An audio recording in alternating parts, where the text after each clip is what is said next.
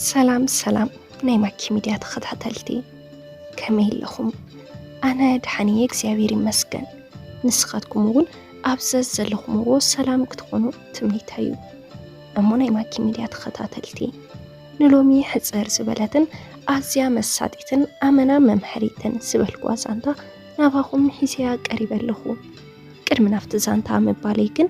ኣብዚ ቻናል ሒዝናልኩም ንቐርብ ዘለና ዛንታታት ናብ ኩሉ ሰብ ይበፅሕ ስለዘይለ ነዛንታ ላይክ ሼር ብምግባር ጀምርዎ ክብለኩም ይፈቱ ናፍቲ ዛንታ ክብለኩም ሰነይ ምክትታል ዛንታ በዓልቲ ቤት እቲ ሓደ ሓረስታይ ንሓንቲ ጽብቕቲ በላሕን መስተውዓሊትን ጎርሶ ተመርዐዋ ሰብኣይን ሰበይትን ኣዝዮም ይፋቐሩን ይከባበሩን ነበሩ ጎረቤቶም ድማ ሓንቲ ዝዓረገት ሰበይቲ እያ ዝነበረት እንተኾነ እታ ሽማግለ ሰበይቲ ንሰበይቲ እቲ ሓረስታይ ስለ ዝጸልአታ ስምዒታ ኣብ ገዛእ ርእሳ ክትሕዞ ይመረጸትን ብቓላት ክትሓስያ ትደሊ ነበረት ወትሩ ካብ ስራሕ ንገዛ ኣብ እትኣትወሉ ግዜ ኣብ ደገ ኮፍ ኢላ ብምጽባይ ሕማቑ ጸርፍታት ትድርበየላ ነበረት ኣብ ሓደ ኣጋጣሚ እታ ሰበይቲ እንታይ ዓይነት ሕፍረት ዘይብልኪ ሰበይቲ ኢኺ ኣቦኺ ብልጽቲ ሰበይቲ ኮይንኪ ንምሁራት ክትምርዐዊ ስለ ዝበሃገ ክትመሃሪ ናብ ወፃኢ ሰዲዱኪ ግና ኣዚኺ ዓሻ ስለ ዝኾንኪ ኣብ መወዳእታ ምስ ሓደ ናይቲ ከባቢ ሓረስታይ ተመርዒኺ ሕጂ ኣብቲ ረስሓት ዝመልኦ ሕርሻ ንነዊሕ ሰዓታት እንስሳታት ተሕብሕበለኺ ንስኺ ፍሽልቲ ሰበይቲ ኢኺ ክትብል ተዛረበታ ኣብ ካልእ ኣጋጣሚ እታ ሰበይቲ መሊሳ ብኣካል ጽብቕቲ ክትኾን ትኽእል ኢኺ ግና ኣዝዩ ጸሊምን ዘጽልእን ሕብርን ኣለኪ ልብኺ ብኹሉ ኣብ ዓለም ዘሎ ጉሓፍ ተመሊኡ እዩ ተደንግጺ ፈጺምኪ ክእለትን ዋጋን ዘይብልኪ ኢኺ እንዳበለት ብዙሕ ዝጎድእ ቃላት ምድር ባይ ቀጸለት ይኹን ዳ እምበር በዓልቲ ቤት እቲ ሓረስታይ ኣዝያ ሕድእቲ ስለ ዝነበረት በቲ ጸርፊ ተሸጊራ ኣይትፈልጥን ኣብ ክንዲ ተመሊሳ ትጸርፋ ሰላማዊትን ኩሉ ግዜ ፍሽኽታ ካብ ገጻ ዘይፍለን ነበረት ነዊሕ ከይጸንሐት እታ ሰበይቲ ንሰበይቲ እቲ ሓረስታይ ንምሕራቕ ዝገበረቶ ኩሉ ጻዕሪ ስለ ዝፈሸለ ተስፋ ቆረጸት እታ መንእሰይ ንምንታይ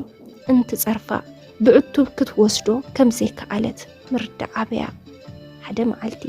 ናፍታ ጎርሶ ቀሪባ ኩሉ ዓይነት ጸርፊ ክድርበየልክ ከለኹ ስለምንታይ ዘይትምልስለይ ንዕቐት ድዩ በለታ ሽዑ በዓልቲ ቤት እቲ ሓረስታይ ከምዚ ኢላ ተዛረበት ሕቶ ክሓተኪ ይኽእል ድየ ገለ ንብረት ክትብኒ እንተደሊኺ እሞ ምቕባል እንተኣበይኪ እቲ ንብረት ምስ መን ይተርፍ እታ ሰበይቲ ድማ ምሳይ ይተርፍ ኢላ መለሰትላ በዓልቲ ቤት እቲ ሓረስታይ ፍሽኽ ድሕሪ መባል ጽቡቕ ኣለኺ ጸርፍታትኪ ክሳብ ዘይተቐበልኩኺ ምሳኺ ጸንሕ ማለት እዩ እሞ ስለምንታይ ብዛዕባ ናትኪ ዘይኮነ ነገር ክሽገርን ክሻቐልን በለታ እዛ ንነብረላ ዓለም ሰባት ኣብ ነንሕድሕዶም ዝበኣሱላ ዝፈርዱላን ዝጸራረፉላን ስፍራ ኮይናላ ብርግጽ ካብዞም ጨካናት ሰባት ክንርሕቕ ኣይንኽእልን ኢና ከም ኣካል ሕብረተሰብና ኣብ ኩሉ ክህሉ እዮም ግድን ኣብ መዓልታዊ ጉዕዞና ክገጥሙና እዮም እቲ ንገብሮ ጌጋ ግና እዞም ሰባት ክጸርፉና ወይ ክላገጹልና ከለዉ ንሓረቕን ንቁጣዕን ኢና ሕርቃን ማለት ነቲ ጸርፊ ትቕበሎ ኣለኻ ማለት እዩ እቲ ሓቂ ግና እቲ ጸርፊ ናቶም ምዃኑን ኩሉ ግዜ ምስኦም ክጸንሕ ከም ዘለዎን ዘክር ንብረትካ ስለ ዘይኮነ ምሰምጹልካ እንዳተረበሽካ ኣይትቀበሎም ምስኦም ይጽንሐልካ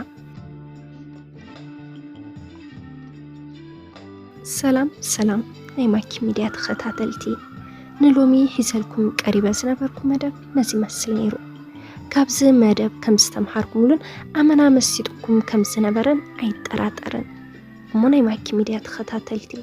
ብቐጻሊ ብኻሊእ ዛንታ ክሳብ ንራኸብ ነዚ ቻናል ሓደሽቲ እንድሕር ዳኺልኩም ሳብስክራይብ ነዚ ቻናል ላይክ ብምግባር ናብ ካልኦት ሰባት ንኽበፅሕ እውን ሼር ምግባር ኣይትሕመቁ። ኣብዚ ቻናል ሒዝናልኩም ክንቀርብ እትደልይዎ መደብ እንተዳ ሓልዩ ብውሽጢ መስመር ክተዘራርቡና ትኽእሉ ኢኹም። ሰሰናዩ